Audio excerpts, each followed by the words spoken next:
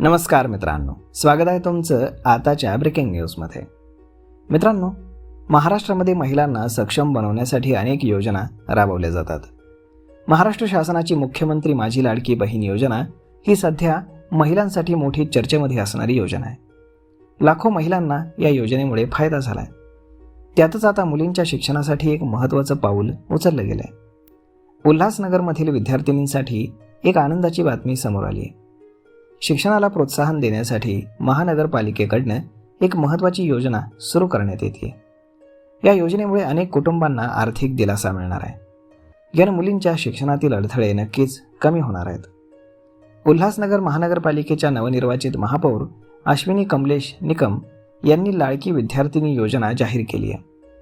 या योजनेच्या अंतर्गत शहरातल्या 7वी ते 12वी मध्ये शिकणाऱ्या विद्यार्थिनींना दरमहा 500 रुपयांची शिष्यवृत्ती दिली जाणार आहे. ही शिष्यवृत्ती स्वर्गीय आमदार ज्योती कलानी यांच्या नावानं दिली जाणार आहे. तसेच येत्या शैक्षणिक वर्षापासून याची अंमलबजावणी होणार आहे. या निर्णयामुळे विद्यार्थिनी आणि त्यांच्या पालकांमध्ये आनंदाचं वातावरण तयार झालं आहे.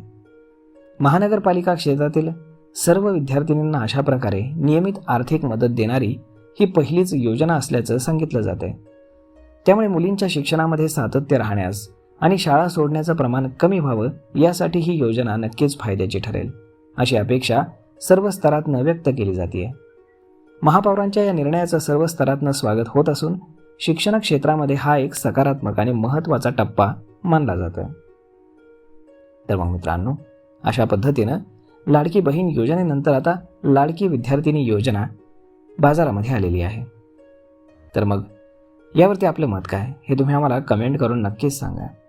आणि जर हा व्हिडिओ तुम्हाला आवडला असेल तर आपल्या जवळच्या मित्रमंडळींसोबत देखील हा व्हिडिओ तुम्ही शेअर करायला विसरू नका. धन्यवाद.